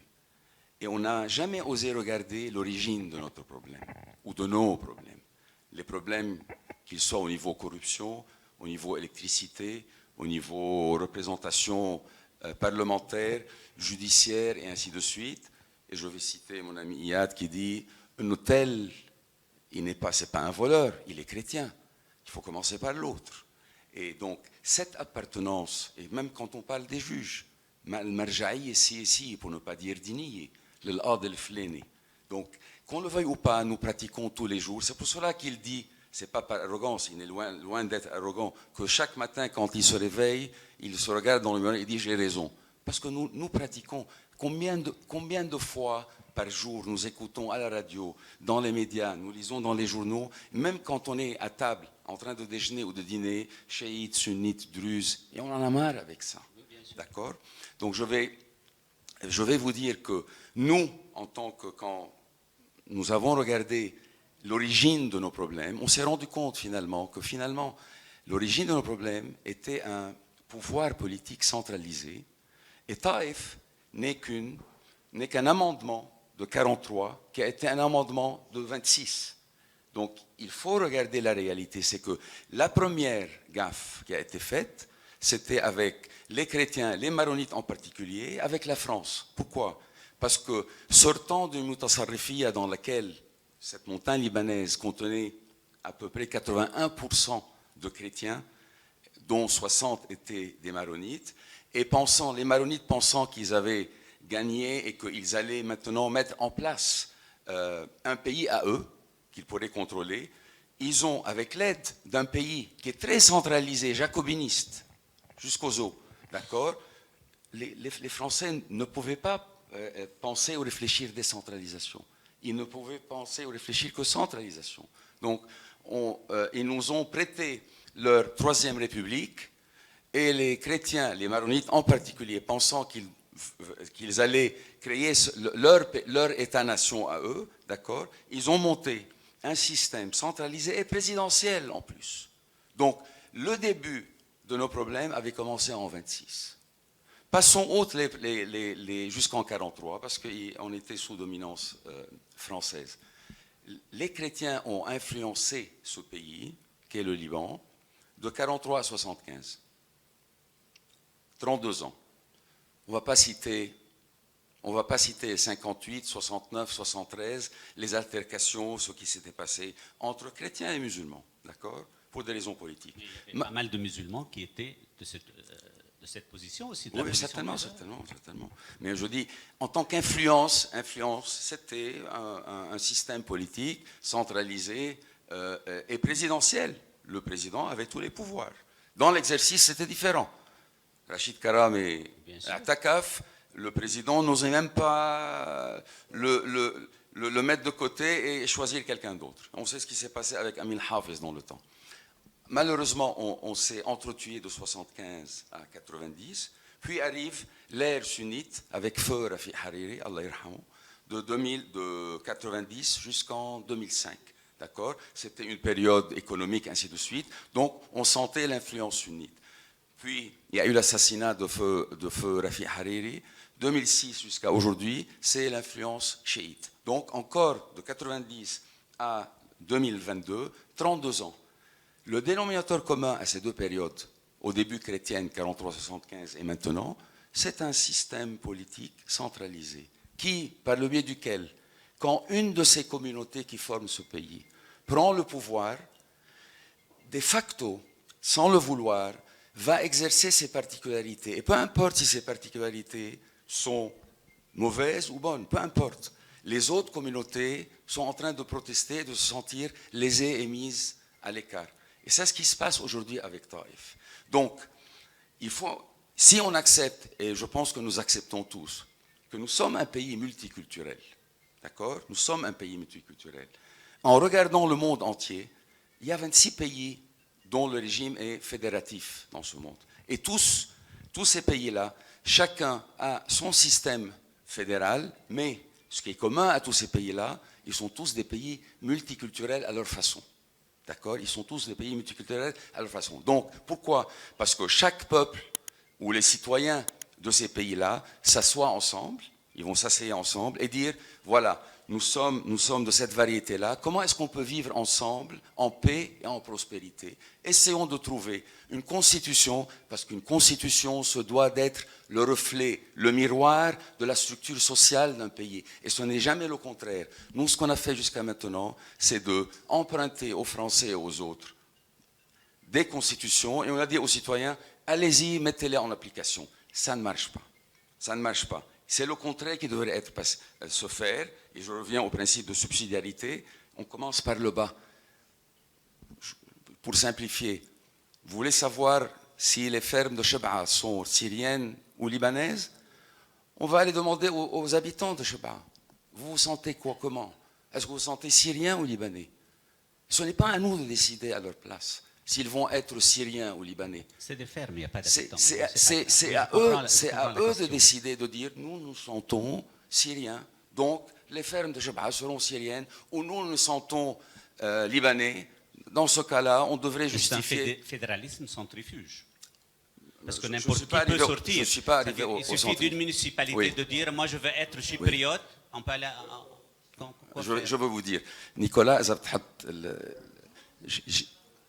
Yad Émirat.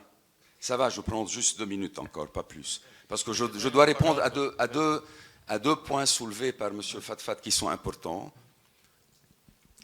Juste dans notre histoire, M. Fatfat, vous voyez la partie qui est profonde là, à gauche, oui. Yad Zabt Farjia. Oui, je vois.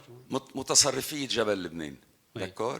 Vous voyez cette partie qui est à droite encerclée, c'est le Hermel, Oui. qui n'était pas adjacent, ni attaché, ni contigu à la Mutasarrifia, mais Hermel dépendait de la Mutasarrifia. L'Almoun, qui est un village que vous devez connaître très bien, qui est à 5 km de Tripoli, qui était encerclé par la Mutasarrifia, mais il dépendait de Wilayat Trablos. Pourquoi? Parce que les gens de Almoun, étant sunnites à 100%, sont venus dire, écoutez, nous on ne veut pas être liés à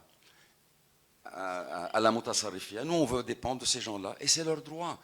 Donc il faut toujours apaiser l'angoisse des gens et leur demander, vous vous sentez comment, vous vous sentez à l'aise avec qui? Je vais vous montrer juste deux photos pour que vous voyez. Pour comprendre cette question, c'est-à-dire Oui. vous êtes pour que dans chaque village, il y ait eu un référendum pour dire à qui vous appartenez. Je vais vous montrer comment est-ce que les Vous savez villes... ce que ça veut dire? Monsieur Fatfat, je vais juste vous montrer C'est un pouvoir maintenant... centrifuge terrible, c'est un pouvoir qui va mener à l'éclatement du pays. Je vais vous montrer. قبل الأخيرة واللي بعدها رح نشوفهم. Regardez, on a pris en compte 2 casas maintenant, je vais vous montrer, il y en a plus, mais je vais vous montrer 2. Qada Jezine. Oui. Pourquoi? Parce qu'il y a une mixité culturelle. Et moi, je préfère utiliser le terme Mixité religieuse ou culturelle? culturel. Je préfère... Celle-là, je ne suis pas d'accord. C'est pour ça que je vous dis, C'est sur ce plan que je ne suis pas Monsieur d'accord. Fatfat, je suis... Moi, je ne me sens pas culturellement... Mais c'est votre droit. C'est votre droit. Je comprends C'est parce votre que- droit. اللي بدك اياه mixité religieuse تكرم عينك. Le Casa de Jezine, il y a à peu près 37 villages. قانون البلديات n'oblige pas les municipalités à intégrer une fédération de municipalités. Oui, bien sûr. C'est par choix, d'accord? C'est facultatif. Mais il faut une continuité en principe par la loi. Et alors c'est non, ce n'est pas le cas ici, je vais vous le montrer. Et c'est contre la loi. C'est exercé. Mais c'est la réalité sociale. C'est ce que nous sommes en train de vous dire. Regardez, dans le Casa de Jezine, sur les 37 villages, C'est absurde. il y en a 25 qui se sont alliés ou ralliés ou fédérés dans une fédération qui s'appelle Ettihad Baladiyat Jezine, 25 villages, dominante, écrasante chrétienne. 5 autres, et vous voyez, ils ne sont pas liés tous, hein. chiite. Mais ça, c'est la maladie libanaise. C'est pour ça qu'on n'arrive à résoudre aucun problème. On n'arrive à résoudre aucun problème. Est-ce que vous me donnez un exemple d'Ittihad Baladiyat qui a pu résoudre le problème de ces poubelles? Il n'y a pas eu un seul. C'est pour cela que la fédération, la fédération est importante. Regardez, ça c'est Qada al-Chouf. Regardez Qada al-Chouf. Il y a 4 Baladiyat. 4. 2 druzes, un sunnite et un mélangé sunnite chrétien en bas, vous le voyez, et ils ne sont pas liés. Et ils ne sont pas liés. Les 2 d'avant, Nicolas et Zapi. C'est politique. Ça, c'est la maladie du Liban. Il y a les Abla. S'ils ont pu faire ça, c'est que parce qu'il y a eu une autorité politique qui a permis d'outrepasser la loi. Nous allons prendre le cas, parce que vous avez cité l'Arménie, le Karabakh et ce qui se passe. Regardez les Émirats Arabes Unis. Fawatne dans un MRI, on a fait rentrer dans un MRI, et regardez, vous avez Dubaï à gauche et Dubaï à droite. Dubaï. Ils ne sont pas liés.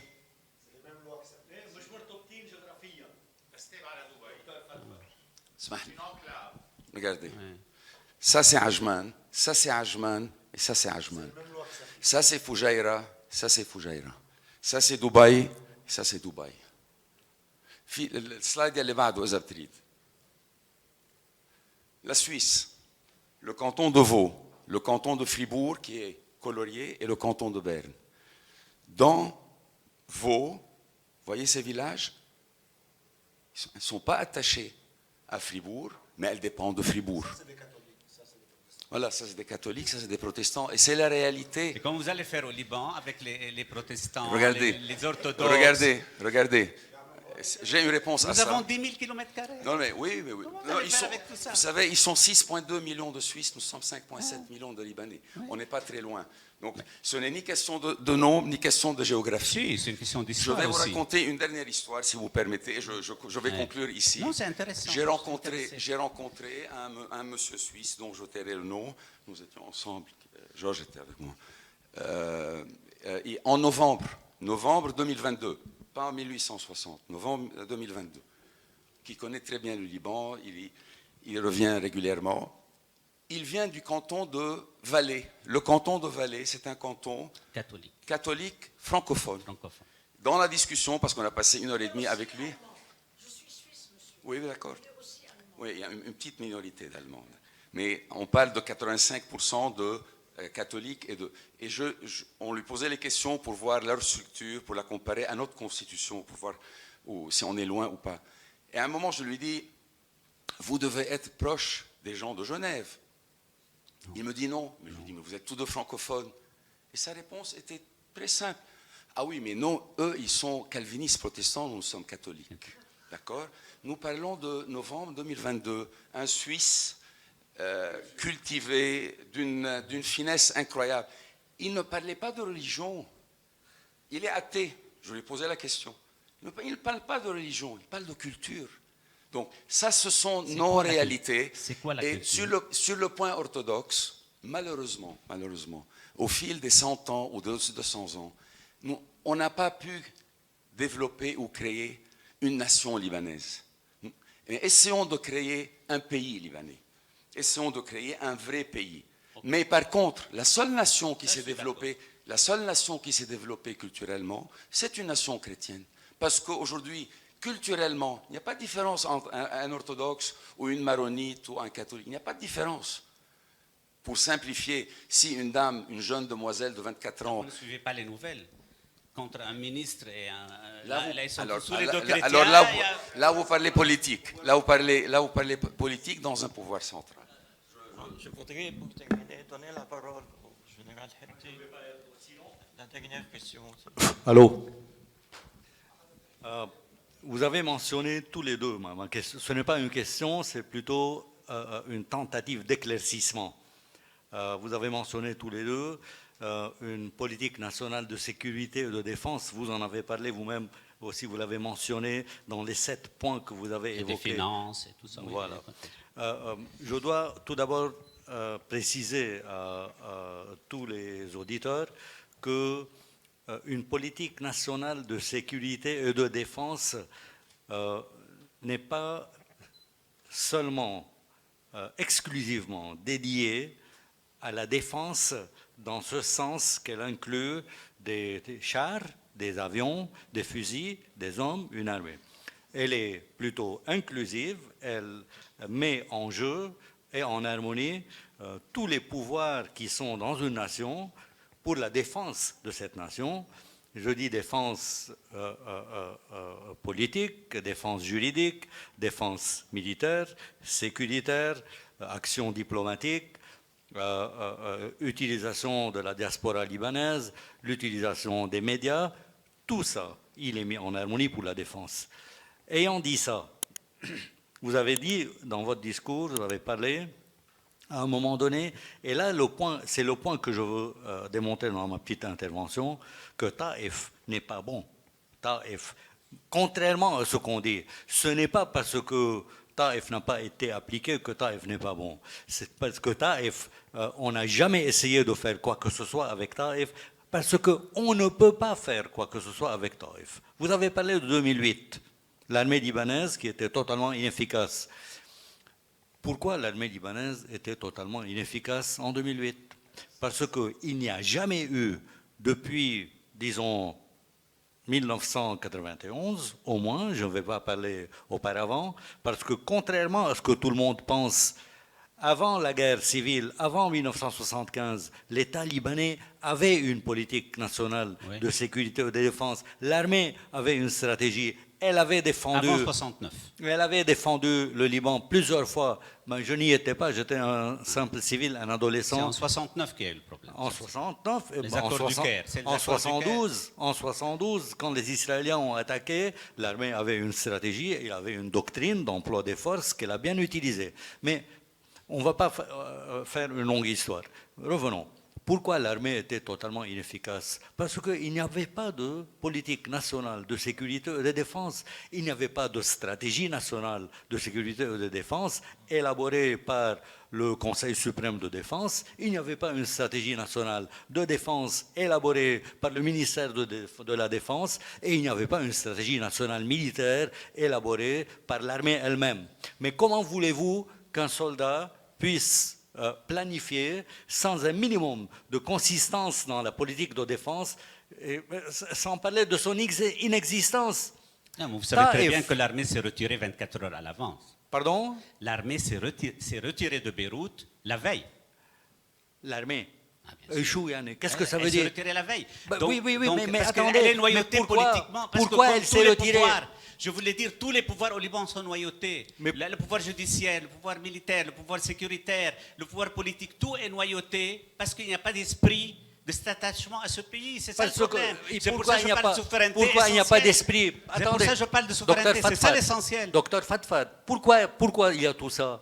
Parce que le Conseil des ministres, qui est supposé être un pouvoir central, est incapable de se mettre d'accord sur les plus petits principes qui sont nécessaires à la défense. Et pour contourner ça, pourtant, les présidents de la République, s'il vous plaît. Vous étiez officier en 2007. Mais bien sûr. Le Conseil des ministres a soutenu l'armée au maximum pour arrêter Barrett. On souffrait beaucoup plus que vous. Et ensuite, je vais vous dire une chose. Tous les présidents de la République, pour contourner cette incapacité due à Taïf de ne pas se mettre d'accord sur les plus petits principes, ont eu recours au truchement de la table de dialogue qui s'est avéré être encore quelque chose de lamentable et quelque chose de totalement efficace. C'est ce que je veux dire. C'est ça, Taïf. Juger quelque chose qui n'a pas été mis en pratique. Attendez, s'il y a un Sénat, vous considérez qu'on pourra faire une politique nationale de sécurité et de défense? S'il y a, je ne sais pas, si on applique la décentralisation administrative, on va pouvoir faire une politique nationale de sécurité et de défense? Il y a un seul moyen. De faire vraiment une politique nationale de sécurité et de défense, c'est de commencer à nous identifier exactement comme on est. On a parlé d'arabisme. J'étais en Libye il y a 2-3 mois. J'entraînais les forces armées libyennes. J'exerçais mon métier là où je pouvais faire de l'argent honnête. Parce que vous connaissez tous notre condition aujourd'hui. La première chose que les Libyens voulaient savoir, si j'étais chrétien ou non. Ils ne connaissent pas Maroun. ils ne connaissent pas Hatta, bien sûr. Ils voulaient savoir si j'étais chrétien ou non. Ben, ils savaient que j'étais libanais. Je leur ai dit, écoutez, bon, oui, je suis un Libanais, chrétien, maronite du Mont-Liban. Maintenant, vous savez à qui vous avez affaire. Ils disent oui, on dit oui. Il y avait quelqu'un d'autre, ils voulaient savoir s'il était sunnite ou chiite, ils n'osaient pas le dire. Mais je ne vais pas élaborer sur ça. On revient toujours à cette idée. Mais c'est la vérité, c'est la réalité. Ben, mais Là, on n'est pas revient d'accord toujours. sur un seul point. Qu'est-ce que c'est Pourquoi une nier? culture? Le jour où on se mettra, pas la religion. Que ce soit au Conseil des ministres, ou bien que ce soit autour d'une table ronde, chacun identifie les arabes. Est-ce que je suis arabe? Je ne sais pas, moi non. Vous voulez mon avis? Il faut demander aux arabes s'ils me considèrent comme arabe. C'est une question politique. C'est une question politique, ce n'est pas une question génétique. Pourquoi, Michel? Comme les Européens. Pourquoi mon intervention, ma petite intervention, pourquoi? C'est exactement, c'est pour dire qu'il ne faut pas vraiment croire très profondément que Taïf, c'est la solution, c'est la panacée à tous nos problèmes. Non. Non, je veux dire. C'est peut-être une étape. Comme le patriarche. On n'a que ça en main. Avant de juger Taïf, appliquez-le. On n'a que ça en main. Taïf est inapplicable. Est-ce qu'il y a une autre proposition? Si Taïf était applicable, on l'aurait appliqué. On ne l'a pas appliqué pour des raisons. Bon, je veux clore définitivement. Si vous voulez clore, j'ai juste une petite histoire amusante, je voulais raconter à propos de la culture. C'est Noël l'année passée. Ma belle-fille, qui est musulmane sunnite, comme mon mari, comme mes enfants, a mis son arbre de Noël, je crois le 1er novembre. Et quelqu'un qui lui a répondu sur Facebook, mais attendez, quelqu'un n'a pas encore mis l'arbre de Noël. Donc la culture, elle a outrepassé les religions à tous les niveaux. Si vous allez à Tripoli, vous demandez combien il y a d'arbres de Noël dans les maisons, vous allez être sidérés. Même à Tripoli, vous allez être sidérés. Mais vous le connaissez bien en général. Vous avez bien connu la ville. Bon, je voudrais... Actuellement, il n'y en a aucun. Oui, mais ils ne sont pas votants, ils ne votent pas, ils ne participent pas. Par exemple, je vais vous donner l'exemple. Si vous avez posé cette question, je suis dans un village où, inscrit sur le registre, il y a 25% de chrétiens. Environ 15-17% de maronites et 8% d'orthodoxes. Les véritables résidents, ils sont moins de 3%. Il y a toujours un vice-président de la municipalité qui est chrétien, un deuxième membre qui est chrétien, et toujours un maire chrétien. Toujours. Et d'habitude, c'est lui qui a le plus de voix en général. C'est une expérience du vécu. Si vous avez vécu ensemble, si vous avez vécu vraiment la vie commune, vous allez le réaliser. Tripoli a vécu avant la guerre civile, mais vraiment, dans ce vécu libanais, je ne dirais même pas Aïch Mouchtarak, le vécu libanais, Slimane Frangier est né à Tripoli. Tony Frangier habitait à Tripoli, Michel Maouad, président Maouad habitait à Tripoli, beaucoup de Bchari habitaient à Tripoli. Bon, nous avons passé par une période très difficile, c'est la guerre civile. Si nous continuons à penser de la même façon, de vouloir s'isoler chacun, on va finir dans la merde. Excusez-moi, on va disparaître en tant que pays. On va disparaître en tant que pays. On va être sujet à toutes les interactions régionales. Si vous demandez à chaque municipalité à quel pays il veut appartenir, mais ça devient impossible. Docteur Fafat, je voudrais donner la parole à M. Aïssa Khouri. Nous essayons d'organiser une fédération déguisée et chaotique que nous pratiquons. On se marie de 18 façons différentes, on a 4 lois pour l'héritage, dans un pays qui est centralisé. Ça ne marche pas. Il n'y a pas un pays centralisé dans le monde où il y a 18 façons de pouvoir se marier ou de divorcer. Même en France, il y a 3 lois. Si, on peut se marier, ça dépend de ce qu'on fait de ses biens. Est-ce communauté de biens ou séparation de biens? Oui, c'est différent, c'est des lois différentes. La discussion d'aujourd'hui est passionnante, mais juste un dernier point. Vous défendez, je pense, Dr Fatfat et M. Bosteni, le même point, c'est l'idée de liberté et de diversité. Le projet que pose Dr Fatfat en tant que maronite chrétien me paraît beaucoup plus alléchant que le vôtre, M. Bosteni. L'idée de combattre l'occupation iranienne, je pense qu'aujourd'hui, la seule façon aujourd'hui de nous libérer et de garder notre diversité. Ce que vous proposez, je pense qu'on va directement vers la fin du Liban. Et je suis parfaitement d'accord avec ce que dit Dr Fatfat, que le projet de la libération du Liban de l'occupation iranienne est le seul projet aujourd'hui à porter. Merci. Magnifique. Oui, passe juste un mot, je te lance la parole. Juste pour dire, ton opinion et la mienne ne comptent pas. L'opinion qui compte, c'est celle des gens. Il faut aller demander aux gens, qu'est-ce qu'ils veulent. Ton opinion et la mienne ne comptent pour rien. L'opinion de tout le monde compte, je pense, mais je pense qu'il faut un peu réveiller aussi les esprits et ne pas leurrer les gens dans des idées de fédération. L'idée d'un rassemblement autour de la levée de l'occupation iranienne, comme ce qui avait été fait au temps des Syriens, est beaucoup plus importante aujourd'hui. Merci. Monsieur Fatfat, premièrement, moi j'ai la parole, je n'ai pas besoin d'un... Non, si, c'est pour l'enregistrement. Ils ont besoin là. Voilà. Non, un proverbe dire, Einstein بيقول how much naive can we be to do over and over and over again the same things and expect different results. Ça fait 100 ans, خلاص. On ne fait pas la même chose. Non, on ne fait pas la même chose. C'est tout à fait différent. On n'a jamais fait ça. Taïf n'a jamais été mis en application. Jamais. Je pense. Je l'ai démontré par l'exemple, tout ce qui n'a pas été fait. Vous pouvez vous limiter à une minute. C'est une intervention officielle maintenant. Awachi, je voudrais dire que j'ai tout le respect.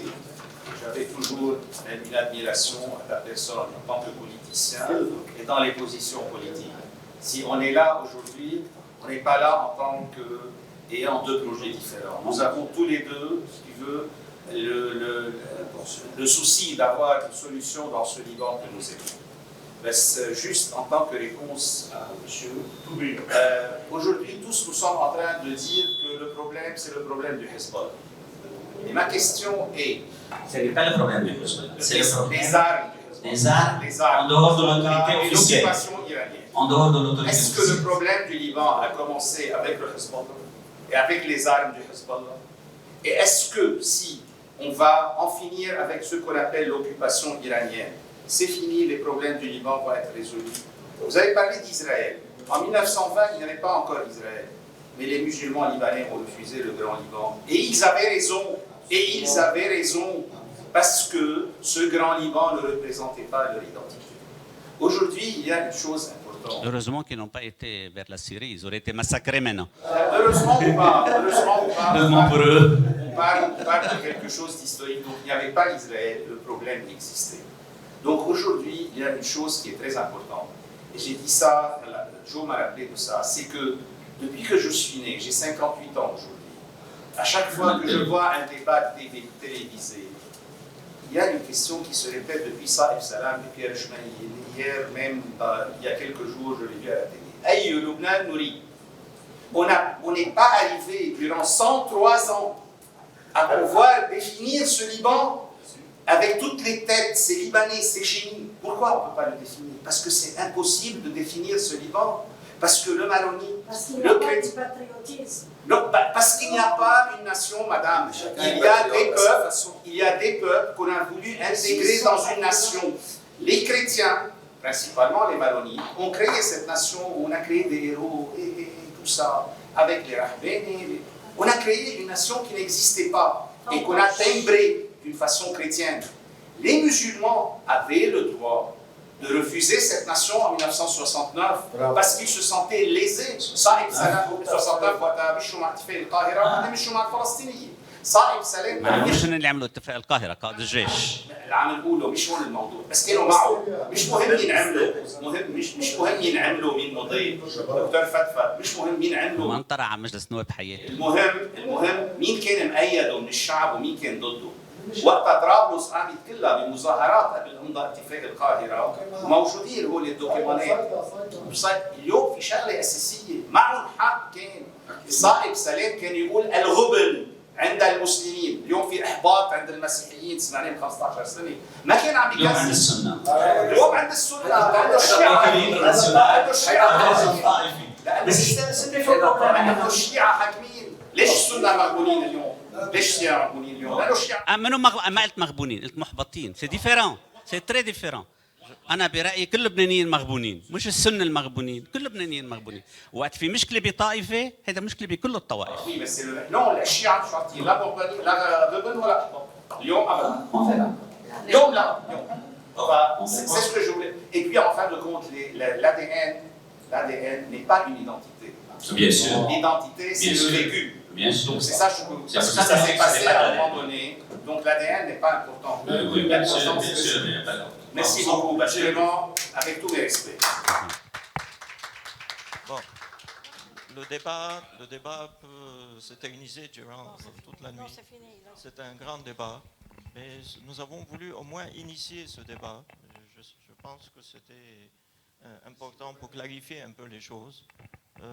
Je vous remercie, Dr. Fatfa. C'est moi qui vous remercie, parce que ça fait longtemps que j'avais envie de débattre avec Alors, eux. l'enregistrement de cette rencontre... Pourtant, moi j'évite les débats politiques, j'évite les médias, sauf ici, Beyrouth. Merci. L'enregistrement sera sur notre site, les réseaux sociaux, avec des coupures des principaux points forts pour faciliter un peu le suivi. Donc, merci beaucoup.